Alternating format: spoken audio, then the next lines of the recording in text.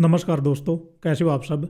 उम्मीद करता हूं कि आप सब ठीक होंगे। तो प्यारे दोस्तों, आज की इस वीडियो में हम बात करेंगे जनवरी 2025 से जुड़े करंट अफेयर्स के जो भी प्रश्न हैं। इस वीडियो में सभी प्रश्न पूरी जानकारी के साथ और बिल्कुल आसान शब्दों में कवर किए गए हैं। और हमारी आपसे एक रिक्वेस्ट है कि आप अभी हमारी वीडियो को ना तो लाइक करें और ना ही आप हमारे चैनल को सब्सक्राइब करें, बल्कि पहले आप हमारी वीडियो को पूरी देखें। और पूरी वीडियो देखने के बाद अगर आपको लगे कि ये वीडियो आपके काम की थी तो ही आप हमारी वीडियो को लाइक करें और हमारे चैनल को सब्सक्राइब करें। तो चलिए देखते हैं आज का हमारा पहला प्रश्न। सबसे पहले बात करते हैं ऑस्ट्रेलियन ओपन 2025 के बारे में। आपको पता होगा कि टेनिस खेल के एक साल में 4 ग्रैंड स्लैम टूर्नामेंट होते हैं, जिसमें पहला है ऑस्ट्रेलियन ओपन, दूसरा है फ्रेंच ओपन, तीसरा है विंबलडन और चौथा है यूएस ओपन। और इन चारों को मेजर के नाम से भी जाना जाता है। हम बात करते हैं साल के पहले टूर्नामेंट की। तो ऑस्ट्रेलियन ओपन 2025 में पुरुष एकल का खिताब जीता है इटली के खिलाड़ी यानिक सिनर ने। और आपको याद होगा कि यानिक सिनर ने साल 2024 में भी ये खिताब जीता था। इसके बाद 2024 में ही यानिक सिनर ने साल के अंतिम grand slam tournament US open में भी पुरुष एकल का खिताब जीता था। यानी कि पिछले 13 महीनों में यानिक सिनर ने 3 ग्रैंड स्लैम खिताब जीते हैं, जिसमें 2 हैं ऑस्ट्रेलियन ओपन और 1 है यूएस ओपन। ये भी आप याद रखें। अगर बात करें महिला एकल की, तो महिला एकल का खिताब जीता है अमेरिका के खिलाड़ी मेडिसन कीज ने। और इन्होंने फाइनल मैच में प्रसिद्ध खिलाड़ी बेलारूस की आर्यन सबालेंका को हराया है। अगर बात करें सबसे ज़्यादा ग्रैंड स्लैम मैच खेलने वाले खिलाड़ी की, तो वो बने हैं सर्बिया के खिलाड़ी नोवाक जोकोविच। नोवाक जोकोविच के नाम 430 ग्रैंड स्लैम मैच खेलने का रिकॉर्ड दर्ज है और इन्होंने इस मामले में रोजर फेडरर को पीछे छोड़ दिया है। इसके अलावा नोवाक जोकोविच के नाम पुरुष वर्ग में सबसे ज़्यादा ग्रैंड स्लैम टूर्नामेंट जीतने का रिकॉर्ड भी दर्ज है। यानी कि नोवाक जोकोविच ने अब तक टेनिस खेल के 24 ग्रैंड स्लैम टूर्नामेंट जीते हैं, जो सबसे ज़्यादा हैं। अब हम बात करते हैं आईसीसी अवार्ड 2025 के बारे में। Test cricketer of the year का अवार्ड दिया गया है हमारे देश के प्रसिद्ध खिलाड़ी जसप्रीत बुमराह को। जसप्रीत बुमराह ने साल 2024 में 13 टेस्ट मैच खेलते हुए 71 विकेट लिए हैं। और आपको याद होगा कि जसप्रीत बुमराह ने बॉर्डर गावस्कर ट्रॉफी में 32 विकेट लिए थे। और इनको अवार्ड के रूप में सर गारफील्ड सोबर्स ट्रॉफी दी जाएगी। यानी कि इस अवार्ड को क्रिकेटर ऑफ द ईयर के अवार्ड के नाम से भी जाना जाता है। या आपसे पूछ ले कि क्रिकेटर ऑफ द ईयर का अवार्ड किसे दिया गया है, तो आपका उत्तर होगा जसप्रीत बुमराह। और अगर आपसे पूछ ले कि test cricketer of the year का अवार्ड किसे दिया गया है, तो ये भी दिया गया है जसप्रीत बुमराह को। अगर बात करें वनडे की, तो one day cricketer of the year का अवार्ड दिया गया है अफगानिस्तान के प्रसिद्ध खिलाड़ी अजमतुल्लाह उमरजई को। और T20 cricketer of the year का अवार्ड दिया गया है अर्शदीप को। अर्शदीप ने साल 2024 में T20 क्रिकेट में 36 विकेट लिए हैं। यानी कि ये अवार्ड साल 2024 के लिए दिए गए हैं। वहीं पर अगर बात करें महिला वर्ग की, तो महिला वर्ग में one day cricketer of the year का अवार्ड दिया गया है हमारे देश की प्रसिद्ध खिलाड़ी स्मृति मंधाना को। स्मृति मंधाना ने साल 2024 में 13 वनडे मैच खेलकर 747 रन बनाए हैं। और आपको याद होगा कि स्मृति मंधाना वनडे क्रिकेट में यानी कि वनडे मैचों में एक कैलेंडर ईयर में 4 शतक लगाने वाली दुनिया की पहली महिला क्रिकेटर हैं। अगर बात करें T20 की, तो महिला वर्ग में T20 cricketer of the year का अवार्ड दिया गया है न्यूजीलैंड की खिलाड़ी अमेलिया केर को। बात आई है आईसीसी की, तो आईसीसी दुनिया भर में क्रिकेट को कंट्रोल करती है और आईसीसी का हेडक्वार्टर है दुबई में। और वर्तमान में आईसीसी के अध्यक्ष हैं जय शाह, जो केंद्रीय गृह मंत्री अमित शाह के बेटे हैं। अब बात करते हैं आईसीसी टीमों के कप्तानों के बारे में। आईसीसी ने अपनी पुरुष टेस्ट टीम के कप्तान के रूप में चुना है ऑस्ट्रेलिया के खिलाड़ी पेट कमिंस को। और आईसीसी की टेस्ट टीम में हमारे देश के मात्र 3 खिलाड़ियों को शामिल किया गया है, जिनके नाम हैं यशस्वी जायसवाल, रविंद्र जडेजा और जसप्रीत बुमराह। देखिए, इस टीम में किसी भी प्रसिद्ध भारतीय खिलाड़ी को शामिल नहीं किया गया है, जैसे विराट कोहली या रोहित शर्मा। वहीं बात करें अगर आईसीसी की पुरुष वनडे टीम की, तो इसके कप्तान के रूप में चुना गया है श्रीलंका के खिलाड़ी सरित असलंका को। और इस टीम में यानी कि आईसीसी की वनडे टीम में ऑस्ट्रेलिया और हमारे देश का कोई भी खिलाड़ी शामिल नहीं है। वहीं पर आईसीसी ने अपनी T20 टीम के कप्तान के रूप में चुना है हमारे देश के खिलाड़ी रोहित शर्मा को। जबकि आईसीसी ने अंपायर ऑफ द ईयर का अवार्ड दिया है रिचर्ड इलिंगवर्थ को, जो इंग्लैंड के हैं। अगला प्रश्न है, हाल ही में भारतीय क्रिकेट टीम के बल्लेबाजी कोच कौन बने हैं? तो ये बने हैं सितांशु कोटक। और इन्होंने इस स्थान पर विक्रम राठौर की जगह ली है। जबकि हमारी टीम के मुख्य कोच हैं गौतम गंभीर। और महिला टीम के मुख्य कोच हैं अमोल मजूमदार। अगला प्रश्न है 1 जनवरी को कौन सा दिवस मनाया जाता है? तो ये मनाया जाता है विश्व पारिवारिक दिवस। इसके अलावा आप याद रखें कि 1 जनवरी 1958 को DRDO की स्थापना भी हुई थी और DRDO का हेडक्वार्टर है दिल्ली में और DRDO के प्रमुख हैं वी समीर कामत। अगला प्रश्न है हाल ही में बॉर्डर गावस्कर ट्रॉफी 2024-25 का खिताब किसने जीता है? तो ये जीता है ऑस्ट्रेलिया की टीम ने। देखिए बॉर्डर गावस्कर ट्रॉफी हमारे देश और ऑस्ट्रेलिया के बीच 5 टेस्ट मैचों की एक सीरीज है जो इस बार ऑस्ट्रेलिया की टीम ने जीती है। अगला प्रश्न है हाल ही में चर्चा में रही 14 वर्षीय ईरा जाधव का संबंध किस खेल से है? तो इसका उत्तर है क्रिकेट। ईरा जाधव ने मुंबई की ओर से खेलते हुए मेघालय के खिलाफ एक अंडर 19 वनडे मैच में 346 रन बनाए हैं, यानी कि 13 शतक लगाया है। और ईरा जाधव अंडर 19 क्रिकेट में ऐसा कारनामा करने वाली महिला और पुरुष वर्ग में हमारे देश की पहली खिलाड़ी बन गई हैं, यानी कि आज तक हमारे देश की ओर से अंडर 19 एक दिवसीय मैच में किसी ने भी 13 शतक नहीं लगाया था। ये कारनामा किया है ईरा जाधव ने जो 14 वर्ष की हैं। जनवरी 2025 से किस एयरलाइंस ने अपनी सभी घरेलू उड़ानों में वाईफाई की सुविधा शुरू की है, जो ऐसा करने वाली पहली एयरलाइन बन गई है? इसका सही उत्तर है एयर इंडिया। अगला प्रश्न है हाल ही में देश के किस राष्ट्रीय उद्यान में 12 साल बाद एक नर हाथी देखा गया है? तो इसका सही उत्तर है नामदफा राष्ट्रीय उद्यान और ये अरुणाचल प्रदेश में। देश के पहले कांच के पुल का उद्घाटन कहाँ पर किया गया है? ये किया गया है तमिलनाडु में। अगला प्रश्न है ADR की रिपोर्ट के अनुसार देश के सबसे अमीर मुख्यमंत्री कौन है? तो इनका नाम है N चंद्रबाबू नायडू जो वर्तमान में आंध्र प्रदेश के मुख्यमंत्री हैं।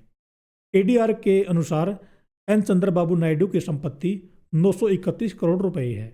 इसके बाद दूसरे स्थान पर हैं अरुणाचल प्रदेश के मुख्यमंत्री पेमा खांडू जिनकी संपत्ति है 332 करोड़ रुपए और तीसरे स्थान पर हैं कर्नाटक के मुख्यमंत्री सिद्धारमैया जिनके पास 51 करोड़ की संपत्ति है।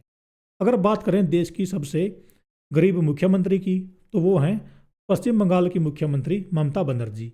ADR की रिपोर्ट के अनुसार इनके पास 15 लाख रुपए की संपत्ति है। अगला प्रश्न है इसरो ने साल 2024 के अपने अंतिम मिशन स्पेसएक्स मिशन को किसके द्वारा लॉन्च किया है? तो इसका सही उत्तर है PSLV-C60। ये एक लॉन्चिंग व्हीकल है। इस मिशन के अंतर्गत हमारा देश अपने 2 उपग्रहों को आपस में जोड़ेगा और आपस में जोड़ने की इस प्रक्रिया को डॉकिंग कहा जाता है। क्या कहा जाता है? डॉकिंग। और ऐसा करने वाला हमारा देश अमेरिका, रूस और चीन के बाद चौथा देश बन जाएगा। जिन 2 उपग्रहों को स्पेस में जोड़ा जाएगा उनके नाम हैं टेजर और टारगेट। स्पेसएक्स में SPA का मतलब है स्पेस, DE का मतलब है डॉकिंग, X का मतलब है एक्सपेरिमेंट और इसके साथ लोबिया के बीज भी स्पेस में भेजे गए हैं। और वर्तमान में इसरो के अध्यक्ष कौन है? इसका उत्तर आप कमेंट करें। अगला प्रश्न है गोल्डन ग्लोब अवार्ड 2028 इस अवार्ड का कौन सा सीजन था? तो ये इस अवार्ड का 82वां सीजन था जो 2025 में दिए गए हैं, यानी कि गोल्डन ग्लोब अवार्ड 2025 यहाँ पर 2025 आएगा।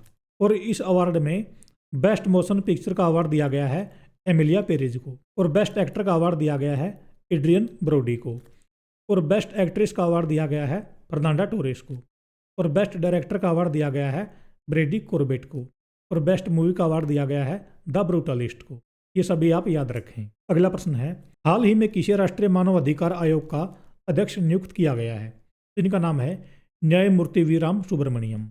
हाल ही में भारतीय सेना ने 14,300 फीट की ऊंचाई पर स्थित किस झील के तट पर शिवाजी महाराज की एक प्रतिमा स्थापित की है? तो ये झील है पैगोंग झील जो लद्दाख में है। अमेरिका का चर्चित वीजा H1B वीजा अधिकतम कितने वर्षों के लिए जारी किया जाता है? तो इसका सही उत्तर है 6 वर्ष। अगला प्रश्न है कौन सा देश साल 2023-24 में सबसे ज्यादा कोयला उत्पादन करने वाला देश बना है? तो इसका उत्तर है हमारा देश। अगला प्रश्न है कौन सी योजना हमारे देश में स्थित रामसर स्थलों के संरक्षक पर केंद्रित है? तो इस योजना का नाम है अमृत धरोहर योजना। साल 2023 में अमेरिका की फर्स्ट लेडी जिल बाइडेन को सबसे महंगा तोहफा किस देश के प्रधानमंत्री द्वारा दिया गया था? इसका सही उत्तर है हमारा देश। देखिए साल 2023 में जब हमारे देश के प्रधानमंत्री नरेंद्र मोदी ने अमेरिका का दौरा किया था तो उस वक्त अमेरिका के राष्ट्रपति जो बाइडेन की पत्नी जिल बाइडेन को एक तोहफा दिया था जिसकी कीमत थी 17 लाख रुपए और 17 लाख रुपए का ये डायमंड किसी भी विदेशी नेता द्वारा दिया गया साल 2023 में सबसे महंगा गिफ्ट था।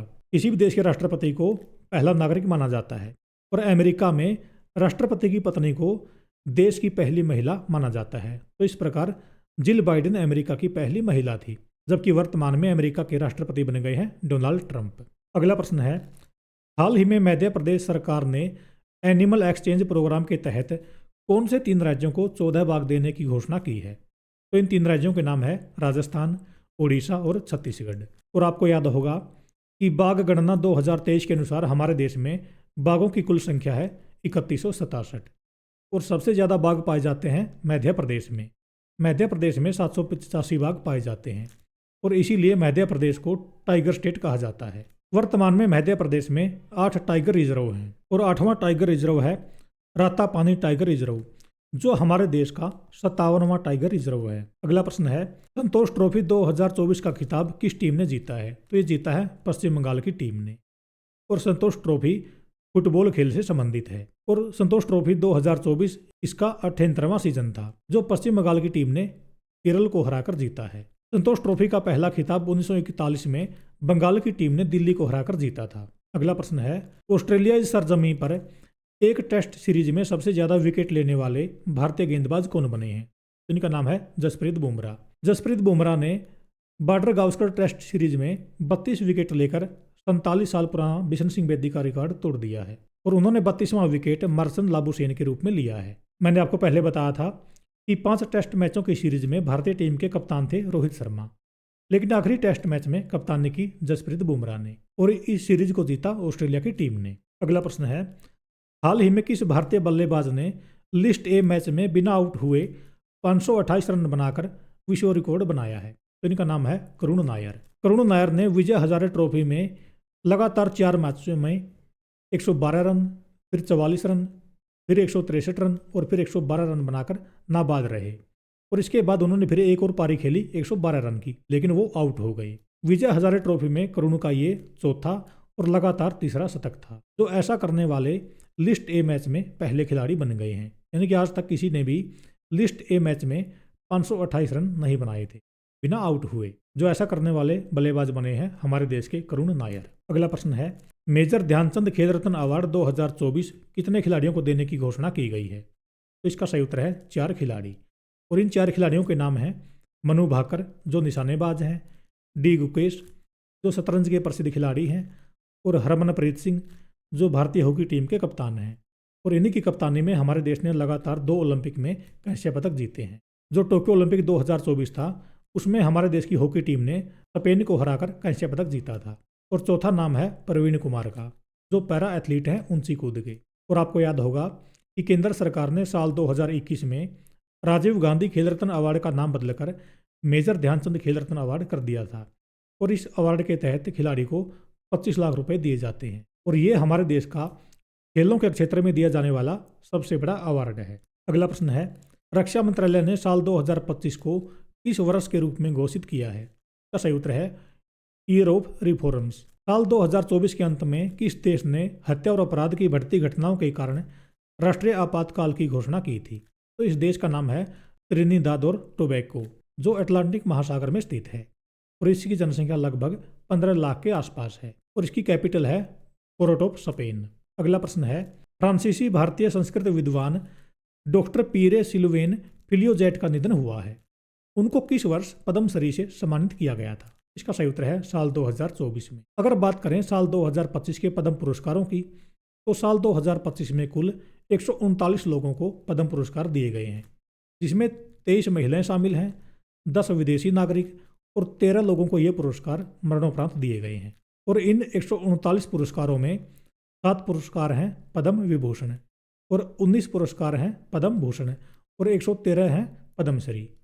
इन पुरस्कारों में सबसे बड़ा पुरस्कार है पद्म विभूषण। जनवरी 2025 से जनवरी 2026 तक के लिए इस कंपनी को great place to work certificate दिया गया है। इसका सही उत्तर है सेल और कर्मचारियों के फीडबैक के आधार पर यह अवार्ड दिया गया है, जो हमारे देश की प्रसिद्ध स्टील कंपनी है। अगला प्रश्न है, हाल ही में किस संस्थान के शोधकर्ताओं ने शॉक वेव आधारित सुई रहित सिरिंज को विकसित किया है? इसका सही उत्तर है IIT बॉम्बे। हाल ही में आर अश्विन ने संन्यास की घोषणा की है।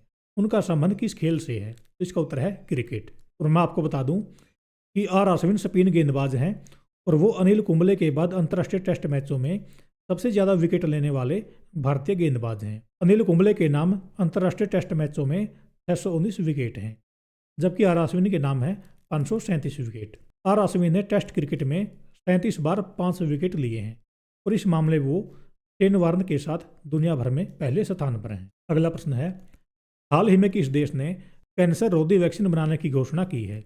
उत्तर है रूस। और रूस की इस खोज को सदी की सबसे बड़ी खोज माना गया है। मैं आपको बता दूं कि WHO के अनुसार साल 2022 में दुनिया भर में कैंसर के 2 करोड़ नए मामले सामने आए थे, जिसमें से 97 लाख लोगों की मृत्यु हो गई थी। विश्व कैंसर दिवस मनाया जाता है 4 फरवरी को और कैंसर जागरूकता दिवस मनाया जाता है 7 नवंबर को। ऐसे प्रश्नों में आप कन्फ्यूज ना हो। 7 नवंबर को कैंसर जागरूकता दिवस क्यों मनाया जाता है? क्योंकि 7 नवंबर को मैडम क्यूरी का जन्म हुआ था, जो प्रसिद्ध वैज्ञानिक थी और नोबेल पुरस्कार विजेता थी, और उन्होंने कैंसर से लड़ने में अहम योगदान दिया था। अगला प्रश्न है, हाल ही में भारतीय विशिष्ट पहचान प्राधिकरण के CEO को नियुक्त किए गए हैं। इनका नाम है भुवनेश कुमार और इन्होंने अमित अग्रवाल का स्थान लिया है, जबकि वर्तमान में UIDAI के प्रमुख हैं नीलकंठ मिश्र।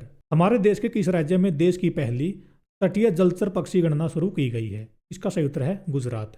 तटीय जलचर पक्षी वो होते हैं जो नदियों, तालाबों व झीलों के किनारे रहते हैं, और गुजरात में यानी कि कच्छ की खाड़ी में हमारे देश का पहला समुद्री वन्यजीव अभ्यारण्य और पहला समुद्री राष्ट्रीय उद्यान स्थित है। अगला प्रश्न है, ग्रीन GDP के लिए पारिस्थितिकी तंत्र का मूल्यांकन करने वाला देश का पहला राज्य कौन सा बना है? इसका सही उत्तर है छत्तीसगढ़।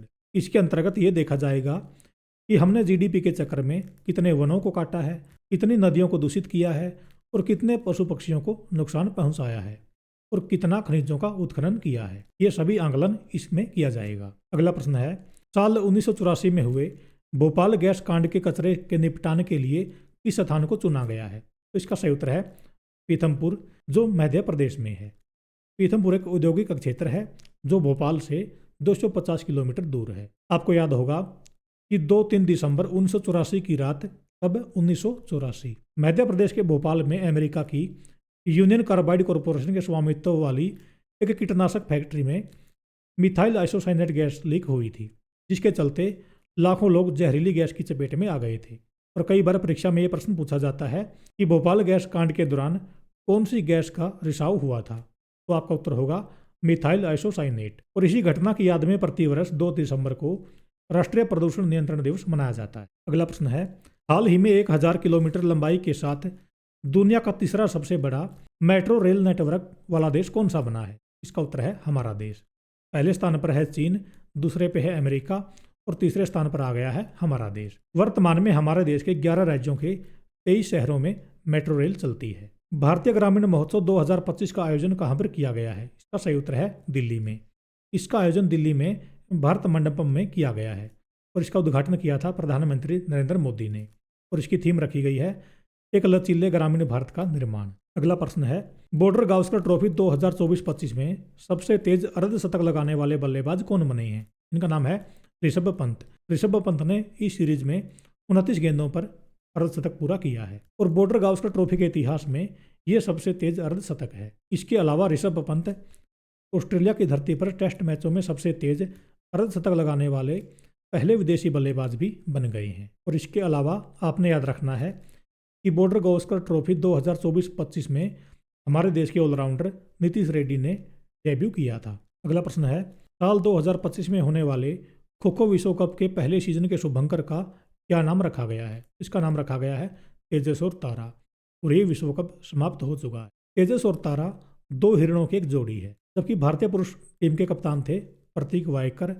और महिला खो खो टीम की कप्तान थी प्रियंका इगले। और इस विश्व कप का ब्रांड एम्बेसडर चुना गया था सलमान खान को। और महिला और पुरुष दोनों वर्गों में खो खो विश्व कप हमारे देश की टीम ने फाइनल मैच में नेपाल को हराकर जीत लिया है और ये खो खो विश्व कप का पहला सीजन था जो हमारे देश में हुआ है। अगला प्रश्न है, भारतीय वायुसेना की पश्चिमी कमान के प्रमुख कौन बने हैं? इसका सही उत्तर है जितेंद्र मिश्रा और इसका हेडक्वार्टर है नई दिल्ली में। और ये भारतीय वायुसेना की सबसे महत्वपूर्ण कमान है जिसके अंतर्गत 16 एयरबेस आते हैं। अगला प्रश्न है, चीन से फैले HMPV वायरस का पहला मामला हमारे देश के किस राज्य में सामने आया है? का सही उत्तर है कर्नाटक में। ऐसा माना जाता है कि इस वायरस की शुरुआत 300-400 साल पहले चिड़ियों से हुई थी और इस वायरस ने कई बार अपने आप को बदला है, यानी कि अब ये वायरस चिड़िया को संक्रमित नहीं कर सकता। और इंसानों में इस वायरस का पहला मामला साल 2001 में नीदरलैंड में पाया गया था। अगला प्रश्न है, हाल ही में ब्रिक्स संगठन का 10वां सदस्य कौन सा देश बना है? तो इसका सही उत्तर है इंडोनेशिया। आपको याद होगा, इसके पहले 1 जनवरी 2024 को ब्रिक्स में 4 नए देश शामिल हुए थे, जिनके नाम हैं मिस्र, संयुक्त अरब अमीरात, ईरान और इथियोपिया। जबकि अर्जेंटीना और सऊदी अरब ने इसमें शामिल होने से मना कर दिया है। और हाल ही में ब्रिक्स का पार्टनर स्टेट कौन सा देश बना है? तो फिर आपका उत्तर होगा नाइजीरिया। अगला प्रश्न है, 18वें प्रवासी भारतीय सम्मेलन का आयोजन कहाँ पर किया जाएगा? इसका सही उत्तर है भुवनेश्वर, ओडिशा में। और इस बार इसकी थीम रखी गई है विकसित भारत में प्रवासी भारतीयों का योगदान। और इस अवसर पर चीफ गेस्ट थे त्रिनिदाद और टोबैगो के राष्ट्रपति क्रिस्टिन कार्ला कंगालू। और प्रवासी भारतीय सम्मान पुरस्कार 2025 दिया गया है भारतीय मूल के सऊदी अरब के डॉक्टर सैयद अनवर खुर्शीद को। और प्रवासी भारतीयों को दिया जाने वाला ये सबसे बड़ा अवार्ड है। साल 2015 के बाद ये दिवस 2 साल में एक बार मनाया जाता है। 2023 में इसका आयोजन किया गया था मध्य प्रदेश के इंदौर में। और ये सम्मेलन क्यों मनाया जाता है, यानी कि ये दिवस क्यों मनाया जाता है? क्योंकि 9 जनवरी 1915 को महात्मा गांधी दक्षिण अफ्रीका से हमारे देश वापस आए थे।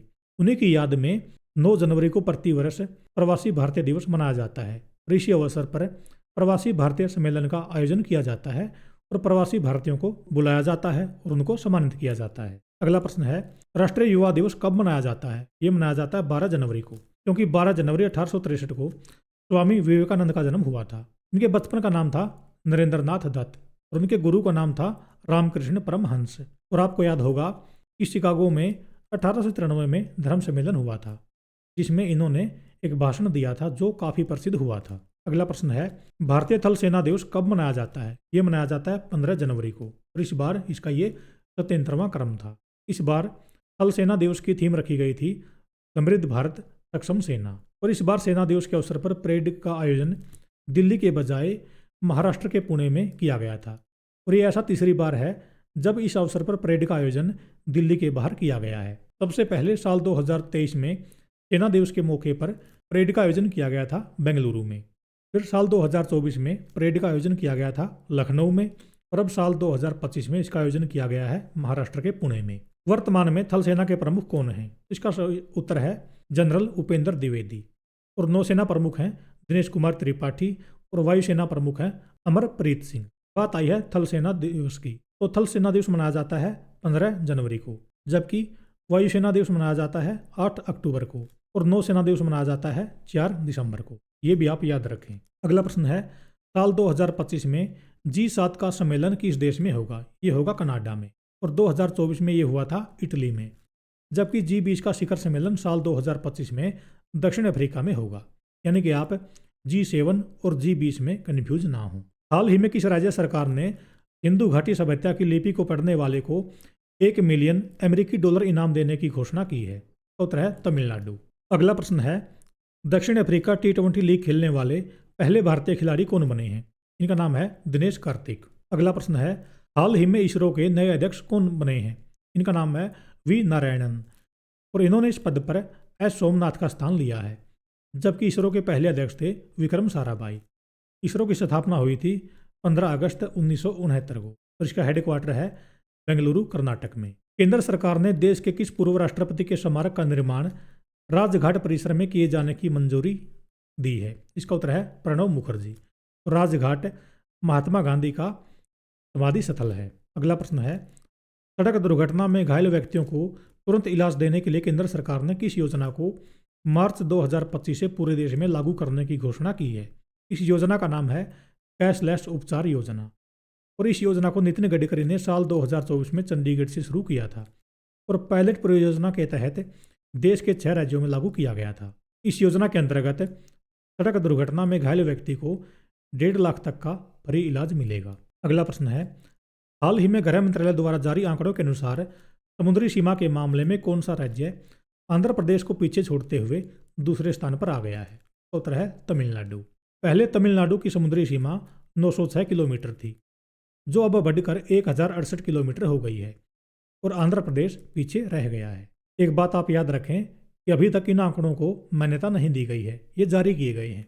1970 में किए गए एक सर्वे के अनुसार देश की समुद्री सीमा थी 7,516 किलोमीटर, जबकि 2023-24 के अनुसार ये लंबाई बढ़कर 11,098 किलोमीटर हो गई है। जब 1970 में हमारे देश का ये सर्वे किया गया था तो उस वक्त ईस्ट साइड और ईस्ट साइड ऐसे लंबाई को मापा गया था, लेकिन जो 2023-24 में सर्वे किया गया है उसमें अंदर की लंबाई को भी मापा गया है, जिस कारण ये लंबाई अब बढ़ गई है। और सबसे ज़्यादा समुद्री सीमा बढ़ी है पश्चिम बंगाल की, जो 157 किलोमीटर से बढ़कर 721 किलोमीटर हो गई है। अगला प्रश्न है, देश का पहला केबल सटे रेल ब्रिज कहाँ पर बनाया गया है? ये बनाया गया है जम्मू कश्मीर में, और इसको अंजी खंड पुल भी कहा जाता है क्योंकि ये चिनाब की सहायक नदी अंजी पर बनाया गया है, जो कटरा और रियासी को आपस में जोड़ता है।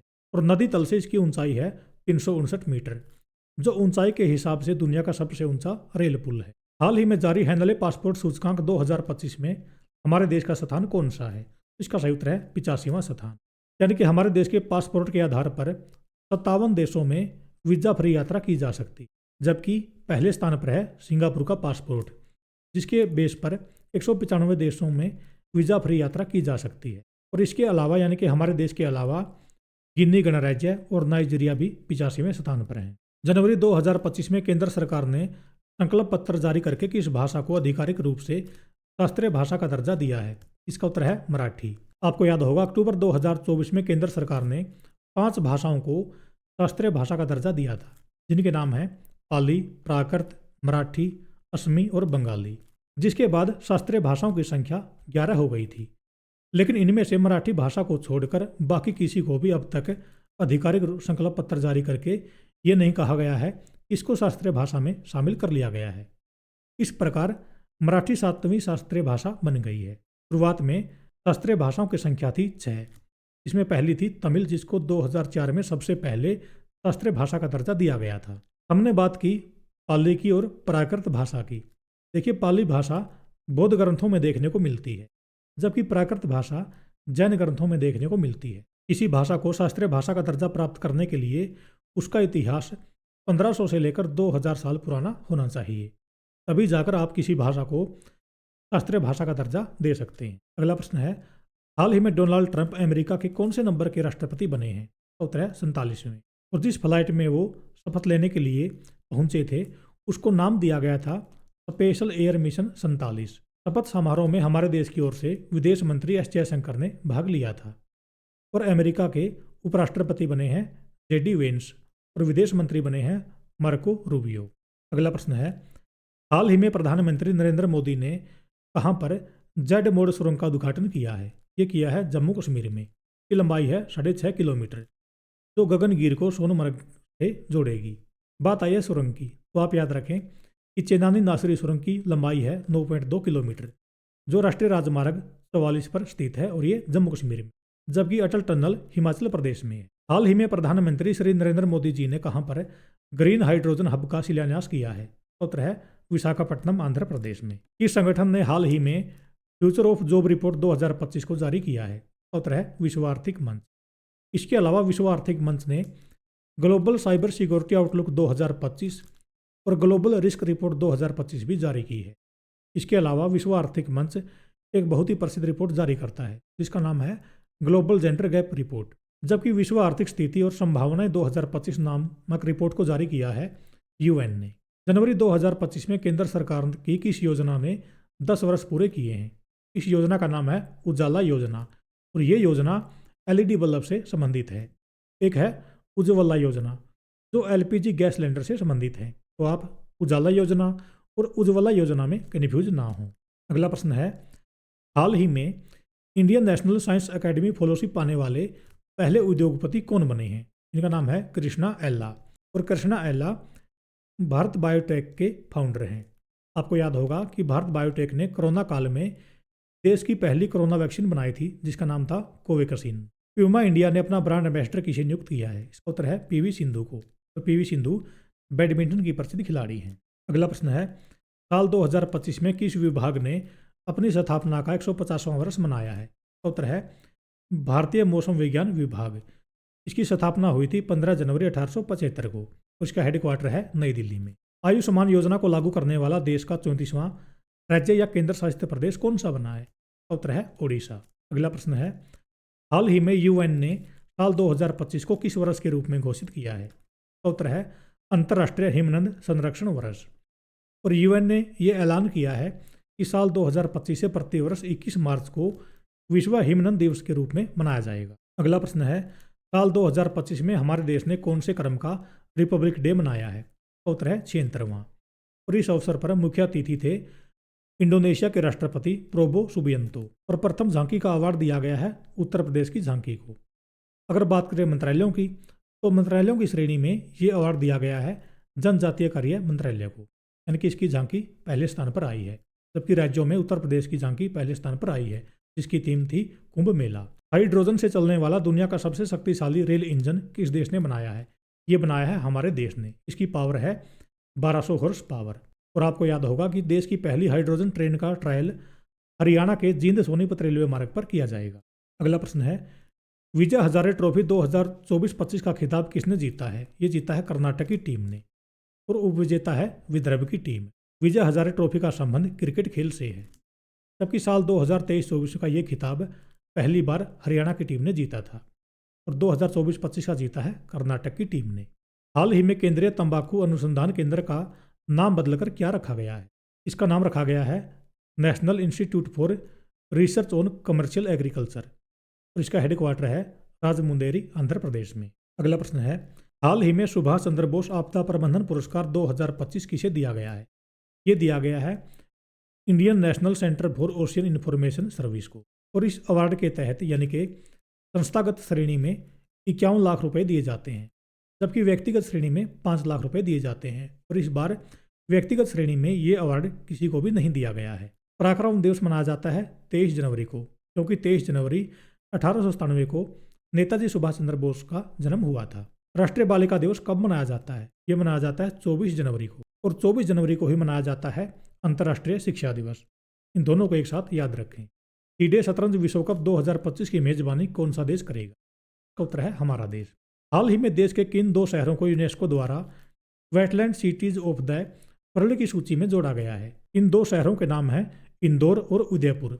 इंदौर है मध्य प्रदेश में और उदयपुर है राजस्थान में। हाल ही में चर्चा में रहा डीप सीक AI टूल किस देश का है? उत्तर है चीन का और इसके फाउंडर हैं लियांग विनफेंग।